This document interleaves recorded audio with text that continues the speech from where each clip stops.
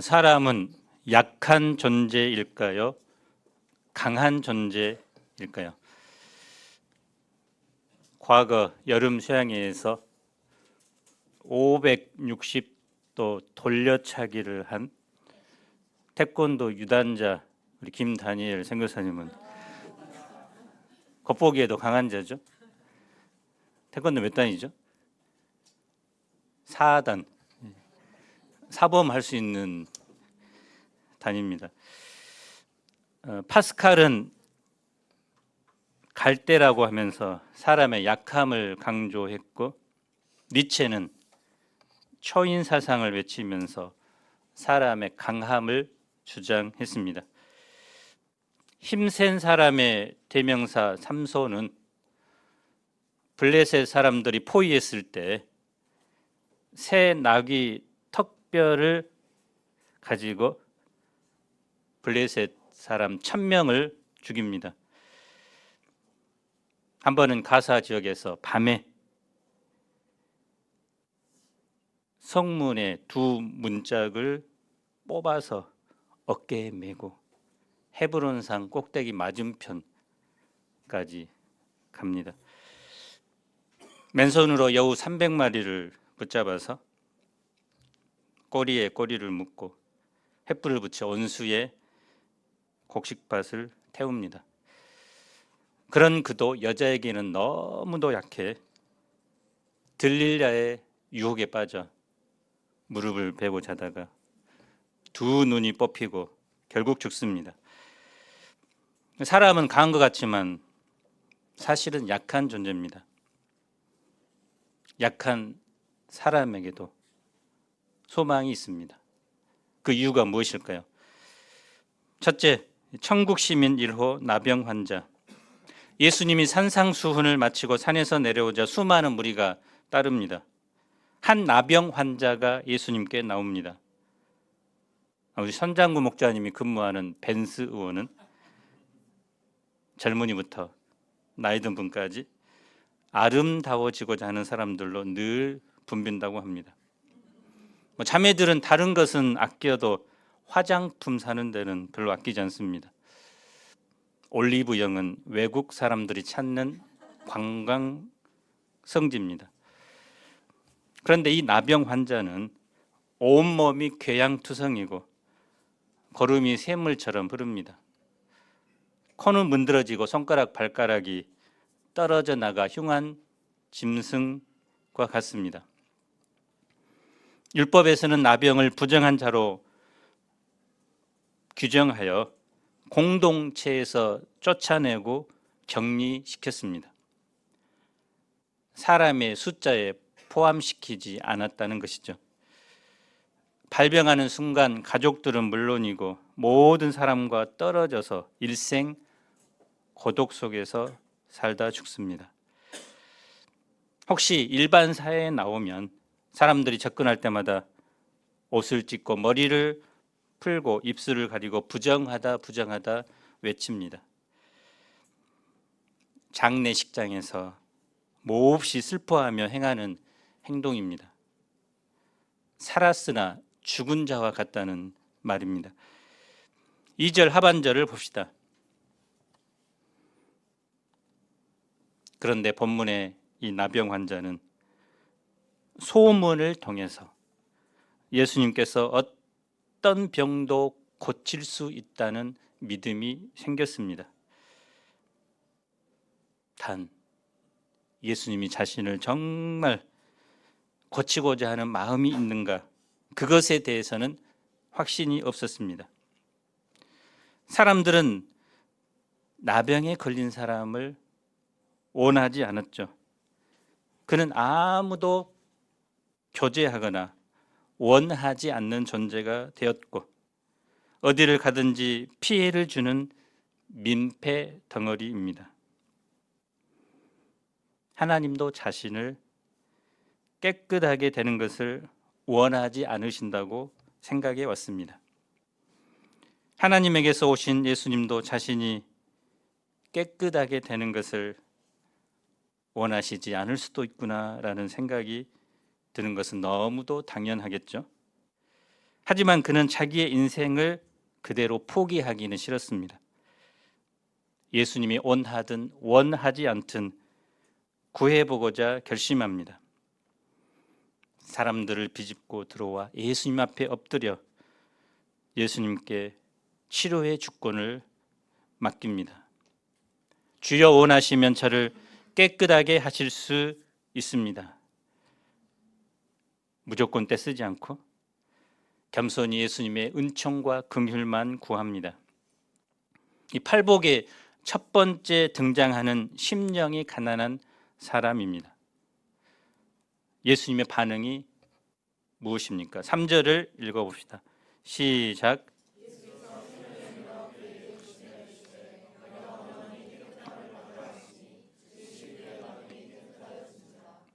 상상이 되죠. 예수님은 손을 내밀어 그에게 대셨습니다. 나병에 걸린 이후 아무도 그에게 손을 댄 사람은 없었습니다. 손을 대기는커녕 그가 나타나기만 하면 기겁하며 도망갔습니다. 그런데 처음으로 예수님께서 그 더러운 몸에 손을 대셨습니다. 예수님의 손길은 긍휼, 자비의 손길, 은혜와 사랑의 손길입니다. 예수님의 사랑, 은혜가 그대로 전달됩니다. 지금까지 그의 내면을 억눌렀던 하나님과 사람에게 버림받았다는 슬프고 운명적인 생각들, 깊은 고독, 무거운 죄의식이 눈 녹듯이 사라졌습니다. 손을 댄다는 것은 일체감, 신뢰감을 형성해주고 병든 자를 치료하는 놀라운 힘이 있습니다. 그래서 진정한 사랑은 혀끝에 있지 않고 손끝에 있습니다. 티파니 필드가 쓴 사람이 사람에게 줄 수 있는 가장 따뜻한 선물, 터치라는 책의 일부 내용입니다. 이것은 아이들이 무척 좋아하는 것입니다. 이것이 부족하면 아이들은 잘 자라지 못하고 심지어 목숨을 잃기도 합니다. 이것은 다 큰 어른들도 좋아하고 특히가 나이가 많아질수록 더욱 그리워지는 것입니다. 병을 이겨내는 힘은 이것의 양과 비례하며 이것은 유전자에게도 영향을 끼칠 만큼 힘이 세고 에이즈나 각종 면역 관련 질병에도 좋은 효과를 냅니다. 이것은 스트레스 호르몬을 낮추고 뇌의 기민함을 높여주고 말보다 10배나 강력한 위로를 전해주며 주는 사람 받는 사람 모두 행복하게 합니다. 이것은 어려운 일도 아니고 돈이 들지도 않고 자꾸 해도 없어지지도 질리지도 않습니다. 이것은 사람이 사람에게 줄 수 있는 가장 따뜻한 선물입니다. 이것은 바로 사랑의 터치입니다. 구약 시대에는 정결한 것이 부정한 것과 접촉하면 정결한 것도 부정해집니다. 건강한 사람이 독감에 걸린 사람과 접촉하여 감염이 되는 것과 같습니다. 그래서 부정한 사람과의 접촉을 차단하고 격리하는 것이 최선의 방법입니다. 그런데 이제 예수님이 오심으로 놀라운 반전이 일어납니다. 거룩하신 예수님과 부정한 사람이 접촉했습니다. 그런데 예수님은 부정해지지 않았습니다. 예수님의 거룩함이 그에게 전달되었습니다.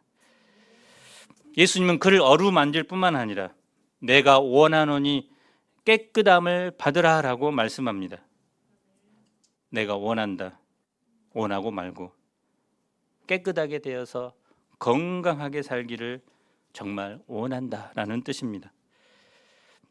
그의 몸뿐만 아니라 그의 마음과 영혼도 깨끗하게 해주기를 원하셨습니다.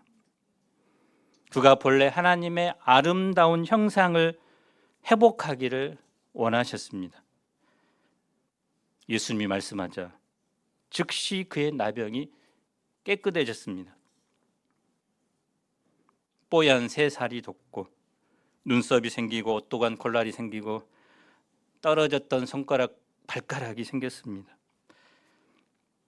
예수님은 그가 사람들과 더불어 살아가도록 모세의 명한 예물을 드리고 제사장에게 가서 건강 진단서를 발급받도록 합니다.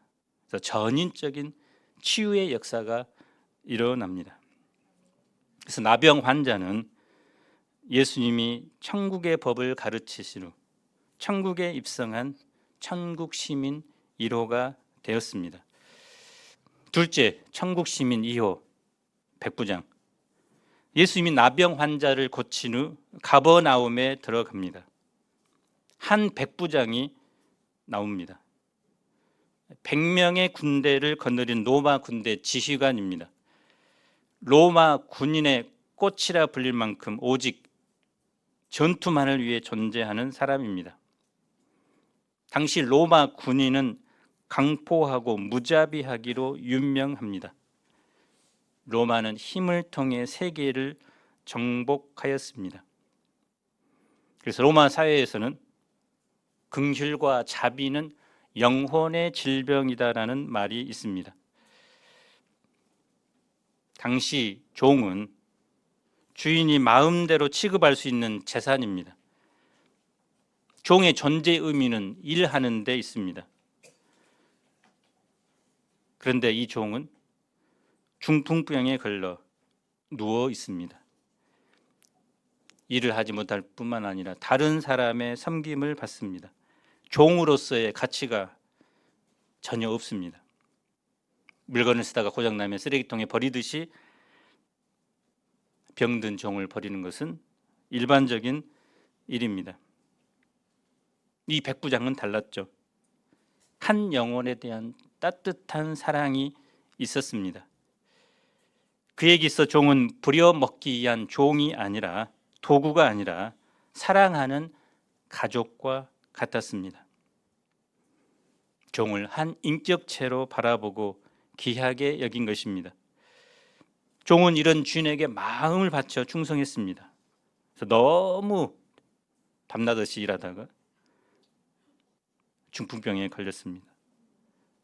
더 이상 일을 할 수 없게 됩니다. 중풍병은 불치병이기 때문에 나을 가망성이 없습니다.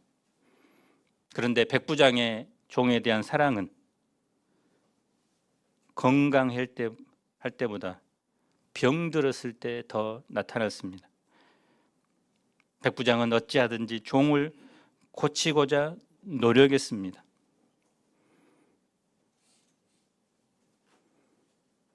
그도 예수님의 소문을 들었죠. 자존심과 체면을 버리고 예수님께 나와 엎드려 간구했습니다. 주여, 내 하인이 중풍병으로 집에 누워 몹시 괴로워하나이다. 7절을 봅시다. 이르시되 내가 가서 고쳐주리라. 예수님은 백부장의 영혼에 대한 사랑의 감동을 받고 당시 관습을 초월하여 이방인의 집에 들어가고자 합니다.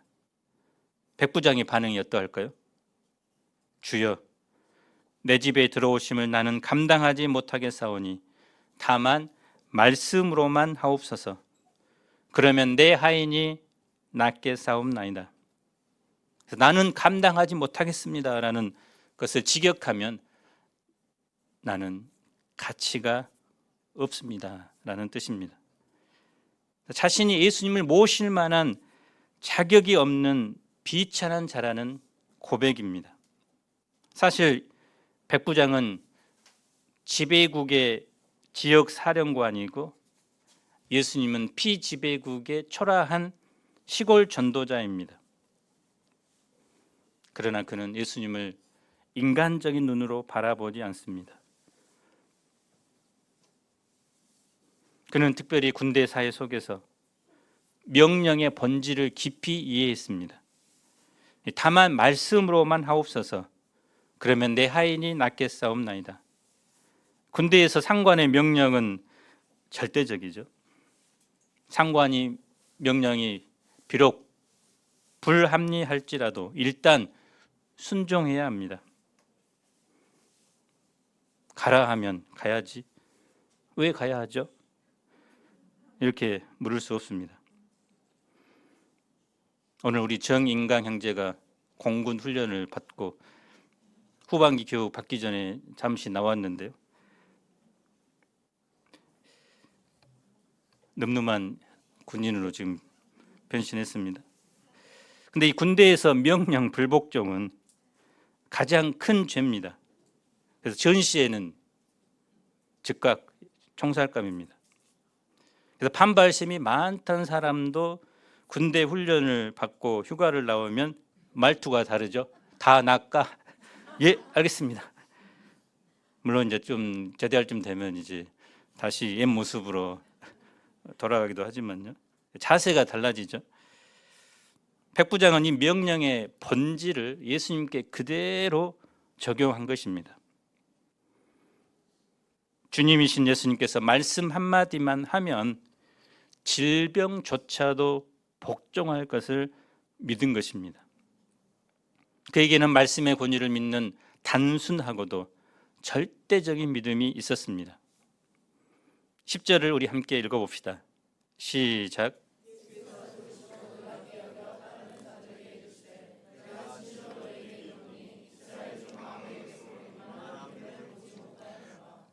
예수님은 그의 믿음을 큰 믿음, 위대한 믿음이라고 말합니다. 이방인임에도 불구하고 믿음에 대한 깊은 이해력을 가지고 있었기 때문입니다. 그래서 백부장의 믿음을 지금까지 자신이 만난 사람들 가운데서 최고의 믿음을 가진 사람이라고 극찬하십니다. 구약에 보면 하나님을 놀라게 한 믿음의 예가 있습니다. 창세기 22장을 보면 아브라함이 하나님의 말씀에 순종하여 칼을 잡고 그 아들 이삭을 죽이고자 합니다. 그때 여호와의 사자가 하늘에서부터 급하게 그의 이름을 부르면서 멈추도록 합니다. 그래서 아브라함의 믿음은 하나님을 놀라게 하는 믿음이었습니다. 어떤 분은 아브라함의 아내 사라가 아버지가 아들을 죽이고자 해 이 사건을 통해 큰 충격을 받고 아브라함보다 나이 적은 아내지만 먼저 죽었잖아요. 이 사건이 결정적으로 사라가 죽은 원인이라고 말하는 사람도 있는데 그것을 말하고자 하는 것이 아니죠. 하나님의 어떠한 말씀이라도 순종하고자 한 그 최고의 믿음, 하나님을 놀라게 하는 그 믿음을 보여줍니다. 신약학자 정운택 교수님은 큰 믿음을 이렇게 정의합니다. 아직 알려주지 않는 것을 미리 알고 그러한 지식에 근거하여 예수님을 의지하는 믿음이다. 반대로 작은 믿음이란 이미 알려주신 것이나 충분히 알 수 있는 것도 믿음의 근거로 사용하지 못하는 것이다. 백부장은 예수님의 가르침과 행하신 기적을 소문을 통해 전해 듣습니다. 마태복음 4장 23절, 24절은 이렇게 기록되어 있습니다. 예수께서 온 갈릴리에 두루 다니사 그들의 해당에서 가르치시며 천국 복음을 전파하시며 백성 중에 모든 병과 모든 약한 것을 고치시니 그의 소문이 온 수리아에 퍼진지라. 사람들이 모든 앓는 자 곧 각종 병에 걸려서 고통당하는 자, 귀신 들리는 자, 간질하는 자, 중풍병자들을 데려오니 그들을 고치시더라. 근데 여기 보면 지금까지 예수님이 말씀만으로 멀리 떨어진 환자를 원격적으로 고치는 모습을 보여준 적이 있나요? 없나요? 없습니다. 백부장은 예수님에 대한 소문을 통해서 얻은 지식을 근거로 창조적인 믿음을 갖게 되었습니다. 각종 병자들을 고친 능력의 그분이라면 말씀만으로도 멀리 떨어진 환자를 능히 고치고도 남을 것이다 라는 믿음을 갖게 된 것입니다. 그래서 큰 믿음은, 위대한 믿음은 성경에 나타난 이 놀라운 사건들을 믿을 뿐만 아니라 주님이 더 큰 것도 하실 수 있다는 믿음을 갖게 되는 것입니다. 예수님은 백부장의 이 믿음을 통해서 장차 이방인들 가운데 일어날 구원의 역사를 보셨습니다. 그래서 이방인이라도 믿음이 있을 때 천국에 들어가지만 나라의 본 자손이라 할지라도 믿음이 없을 때 바깥 어두운 데 쫓겨나 이를 갈며 슬피 울게 됩니다. 하나님의 나라는 인종, 신분, 계층 등 인간 조건에 관계없이 믿음이 있는 자들이 들어갑니다. 예수님은 백부장의 믿음을 인정하시고 축복해 주셨습니다. 내 믿은 대로 될지어다 하시니 그 즉시 하인이 나으니라. 이런 믿음의 역사가 우리 가운데 일어나기를 기도합니다. 셋째, 천국 시민 3호 나 14절을 봅시다. 읽어보겠습니다. 시작.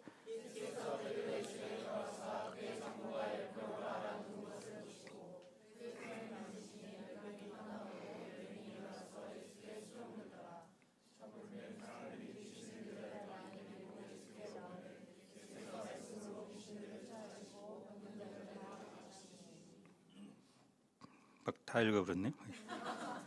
14절만 읽어도 되는데, 어떤 사람은 베드로가 예수님을 따르기 위해 그물도 버리고 집을 나가서 돌아다니니까 장모가 화병이 나서 병에 걸렸다고 합니다.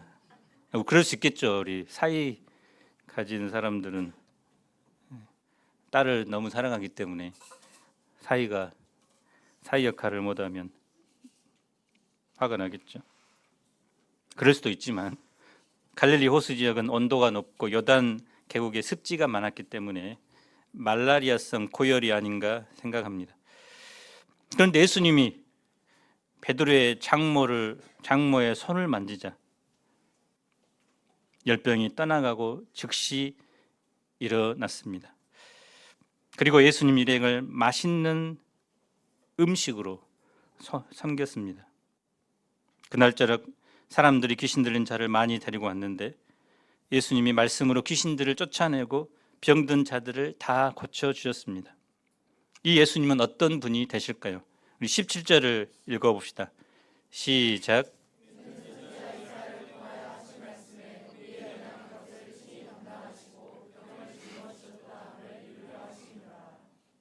사람의 모든 병은 연약함에서 옵니다. 몸이 강하면 병균이 침투해도 그것을 물리칩니다. 연약하면 그것에 져서 병에 걸립니다. 병뿐 아니라 인간의 모든 문제는 연약함 때문에 발생합니다. 순결한 인생을 살고 싶지만 연약하기 때문에 죄의 유혹에 넘어가 죄를 범합니다. 승리하는 인생을 살기 원하지만 연약하기 때문에 패배를 경험합니다. 다른 사람의 말에 상처받고 싶지 않지만 마음이 연약해서 자꾸 상처를 받으니 괴롭습니다. 사람의 몸은 창조될 때부터 연약한 존재로 지어졌습니다. 흙으로 지어졌기 때문이죠. 연약함을 인정하고 주님을 의지하도록 살기 위해서죠. 그런데 사람이 본질적으로 연약하게 된 것은 범죄함으로 말미암아 하나님을 떠났기 때문입니다. 하나님과 같이 되고자 선악과를 따먹었지만 하나님과 같이 되기는커녕 스스로 힘으로는 선을 행할 힘도 없을 만큼 연약한 존재로 전락합니다. 그런데 우리의 그 연약함을 담당해 주시는 분이 있습니다. 일찍이 이사야 선지자는 사람의 모든 연약함과 질병의 문제를 해결하실 그리스도가 오심을 예언합니다. 마태는 바로 그 이사야가 예언한 그리스도가 예수님이라고 감격 가운데 증거합니다. 이는 선지자 이사야를 통하여 하신 말씀에 우리의 연약한 것을 친히 담당하시고 병을 짊어지셨도다 함을 이루려 하심이더라. 이 담당한다, 짊어진다라는 말은 대신 가져가다, 대신 져준다라는 뜻입니다. 예수님은 우리의 연약함을 가져가시고 우리에게 강함을 주셨습니다. 예수님은 우리의 병을 가져가시고 우리에게 건강을 주십니다. 예수님은 우리의 죽음을 가져가시고 우리에게 생명을 주십니다. 예수님은 우리의 연약함과 병을 십자가로 가져가셨습니다. 십자가에서 죽으심으로 부정하고 연약하고 병든 것을 다 소멸시키셨습니다. 그 대신 우리에게 정결함과 생명을 주셨습니다. 우리 죄를 가져가시고 우리에게 의를 선물로 주셨습니다. 그래서 루터는 이것을 가리켜 행복한 교환이라고 불렀습니다. 우리의 연약함, 상처, 아픔, 질병을 주님께 내어드리고 주님으로부터 강함과 강건함과 생명을 얻을 수 있기를 기도합니다. 아마존강 지류에서 양을 치는 목동들에게 가장 힘든 것은 양을 몰고 이 강을 건너는 것이라고 합니다. 피라냐라는 육식성 민물 고기가 그 강물 속에 있기 때문입니다. 가면 그것이 이제 붙어서 막 양들을 뜯어 먹어버리니까. 그런데 그들은 오랜 경험을 통해서 최소한의 희생으로 강을 건너는 비결을 터득했다고 합니다. 강을 건널 때 먼저 양이나 다른 짐승 한 마리를 희생 제물로 강물에 이제 던집니다. 그러면 피라냐가 때로 몰려들어 그것을 이제 뜯어 먹겠죠. 그동안 가축 수백 마리를 다른 쪽으로 몰아 강을 건너게 하는 방법입니다. 그래서 양 한 마리가 모든 것을 담당하고 다른 양들을 살립니다. 이처럼 예수님은 하나님의 어린 양이 되셔서 우리 대신 십자가에서 죄와 연약함, 질병으로 인한 죽음을 당하셨습니다. 그를 믿는 모든 사람에게 죽음의 강을 건너 생명에 이르게 되었습니다. 오늘날 세상은 강한 자만이 살아남을 수 있다며 강자가 되어야 한다고 우리를 압박합니다. 연약한 자를 무시하고 질밟습니다. 이런 세상에서 연약한 자는 도저히 살아남을 수 없을 것 같습니다. 자신을 발견하고 발견할수록 나도 연약한 자라는 것을 깨닫습니다. 육신도 연약하고 마음도 연약합니다. 그래서 혼자 있을 때 이런 연약한 자신으로 인해 눈물을 흘리기도 합니다. 연약해서 죄에 빠지고 죄로 병들어서 쓸모없는 자신을 생각하면 절망이 됩니다. 오늘 말씀은 이런 우리에게 예수님이 계신단다라고 가르쳐 줍니다. 예수님은 우리의 연약함을 담당해 주시기에 오신 분이라는 것을 가르쳐 줍니다. 사도 바울을 하면 연약함과는 너무 거리 먼 사람처럼 여깁니다. 하지만 그는 고린도후서 11장 29절에서 누가 약하면 내가 약하지 아니하며 누가 실족하게 되면 내가 애타지 아니하더냐라고 말합니다. 그도 알고 보면 연약한 사람이었습니다.